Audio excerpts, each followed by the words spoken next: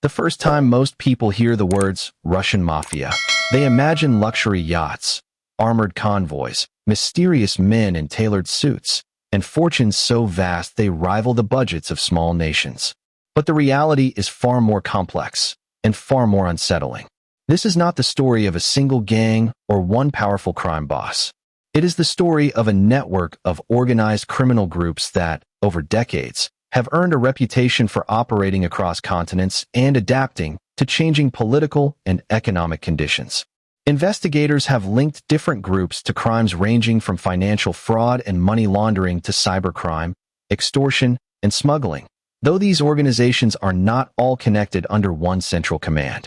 Their influence has been felt far beyond Russia's borders, reaching cities across Europe, North America, Asia, and the Middle East. What makes these organizations so difficult to combat is not just violence or intimidation, but their ability to blend into the legitimate world through businesses, investments, and international financial systems. Their operations are often hidden behind layers of secrecy, making it difficult for investigators to separate legal wealth from criminal profits. To the outside world, many of the people involved appear to be ordinary business executives or investors. Yet behind that polished image, law enforcement agencies allege that some networks have built sophisticated systems for moving money, avoiding detection, and expanding their influence. For decades, governments and international organizations have devoted enormous resources to investigating and disrupting these operations, but the challenge remains immense. This is not simply a story about crime. It is a story about power, secrecy, and the hidden systems that can flourish when institutions are weak and enormous sums of money are at stake. Long before Russian organized crime attracted global attention, its foundations were shaped within the prison camps and labor colonies of the Soviet Union. These institutions were harsh environments where survival often depended on loyalty, reputation, and strict adherence to unwritten rules. Over time, a distinct criminal tradition emerged among certain inmates, commonly associated with the thieves in law, a criminal fraternity that developed its own code of conduct and hierarchy. Members were expected to place loyalty to their criminal community above all else, reject cooperation with authorities, and maintain discipline within their ranks. Their influence spread through stories, symbols, and traditions that were passed from one generation of criminals to the next. Tattoos became more than body art. They often represented status, experience, or allegiance within this underground culture.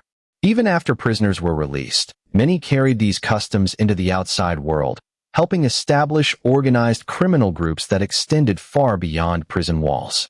What began as a survival system inside Soviet prisons gradually evolved into a powerful criminal culture that influenced organized crime for decades. The collapse of the Soviet Union in 1991 transformed this hidden criminal tradition into something much larger. As state institutions weakened and the economy entered a period of uncertainty, organized criminal groups found opportunities to expand into emerging markets, businesses, and financial systems.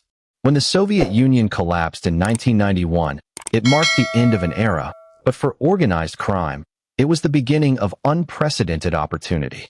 The old political system disappeared almost overnight, while new institutions struggled to establish control. State-owned factories, banks, and natural resources were rapidly privatized, and billions of dollars worth of assets changed hands in an environment often marked by weak regulation and widespread uncertainty. Many ordinary citizens faced unemployment, inflation, and economic hardship, while a small number of well-connected individuals accumulated enormous wealth. Amid this turmoil, organized criminal groups found opportunities to expand their influence. Some offered protection to businesses, became involved in financial fraud, smuggling, and illegal markets, and exploited gaps in law enforcement. In many cities, entrepreneurs were forced to navigate both official institutions and criminal pressure. The line between legitimate business and organized crime sometimes became difficult for investigators to untangle, creating challenges that would persist for years. As the economy opened to international markets, some criminal networks also expanded beyond Russia's borders. They established contacts abroad, moved money through complex financial systems, and adapted quickly to globalization. These groups were no longer confined to local neighborhoods or regional disputes. They had become transnational organizations capable of operating across multiple countries. Law enforcement agencies around the world began cooperating to investigate money laundering, fraud, and other cross-border crimes linked to different Russian organized crime groups. In the world of organized crime, money alone is never enough to hold an empire together. What truly binds these networks is trust, earned over years, protected through secrecy, and tested under constant pressure. Among many Russian organized crime groups, loyalty has long been considered one of the most valuable assets. Members who earned influence were often expected to keep silent under investigation, honor internal agreements, and avoid actions that could endanger the organization. Breaking these expectations could lead to severe consequences, including expulsion from the group or violent retaliation, according to numerous criminal investigations. This culture of silence made it extremely difficult for law enforcement agencies to gather reliable evidence or persuade insiders to cooperate. Investigators often found that those willing to testify faced significant risks, while many others chose silence over the possibility of betrayal. Fear, reputation, and mutual dependence became powerful tools for maintaining discipline, allowing criminal networks to survive even as individual members were arrested or imprisoned. Yet history has shown that no criminal empire is free from internal conflict. As profits increased and influence expanded, rival groups competed for territory, business interests, and leadership. Alliances shifted, trusted associates became competitors, and long-standing partnerships sometimes collapsed under the weight of greed and suspicion. Law enforcement investigations over the years have documented numerous disputes between rival organized crime groups, highlighting how internal divisions could weaken even the most powerful organizations. In many cases, the greatest threat did not come from police investigations, but from conflicts within the criminal world itself. As organized crime groups expanded beyond local territories, their ambitions grew far beyond traditional street-level offenses. Investigations by law enforcement agencies across multiple countries have linked different Russian organized crime networks to a wide range of illicit activities, including financial fraud, money laundering, cybercrime, illegal gambling, extortion, and smuggling. Rather than relying on a single source of income, many groups diversified their operations, making them more resilient when one criminal enterprise came under pressure. Criminal proceeds were often moved through shell companies, offshore accounts, and complex international financial transactions designed to obscure their origins. This made it increasingly difficult for investigators to trace the flow of money or identify those ultimately benefiting from it. In some cases, legitimate businesses were allegedly used to conceal illicit profits, allowing criminal organizations to blend into the legal economy while continuing their unlawful activities behind the scenes. Their greatest strength was not simply the amount of money they generated, but their ability to adapt quickly to changing laws, technologies, and international markets.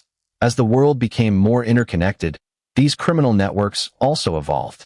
Instead of operating solely through physical territories, many embraced digital tools and cross-border financial systems, making their operations harder to detect and disrupt.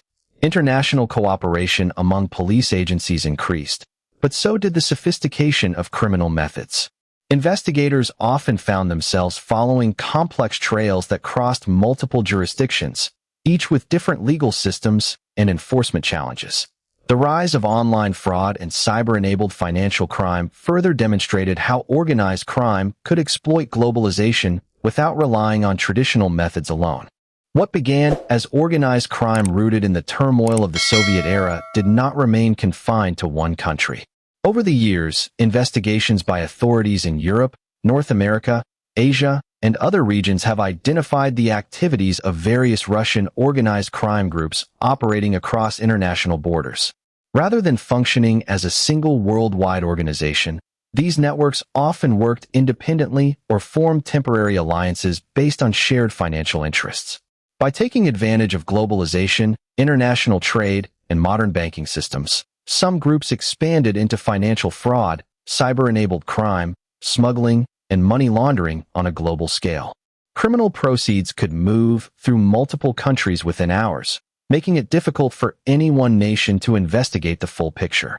Sophisticated corporate structures, offshore jurisdictions, and cross-border transactions often obscured the origins of illicit funds, while advances in communication technology allowed criminal networks to coordinate operations across continents. This international reach transformed organized crime from a domestic security issue into a global law enforcement challenge requiring unprecedented cooperation between governments. As authorities strengthened international partnerships, criminal organizations adapted just as quickly. Intelligence sharing, financial sanctions, joint investigations, and extradition agreements increased the pressure on transnational crime, but the decentralized nature of many networks made them remarkably resilient. As organized crime networks expanded across borders and embraced new technologies, governments realized that no single country could confront the challenge alone. Law enforcement agencies, financial intelligence units, and international organizations began working together on an unprecedented scale to investigate transnational criminal activity. Agencies coordinated intelligence, shared financial records where legally possible, and conducted joint operations targeting money laundering, cybercrime, fraud, and smuggling. Major investigations have led to the seizure of illicit assets, the dismantling of criminal enterprises, and the arrest of high-profile suspects across multiple jurisdictions.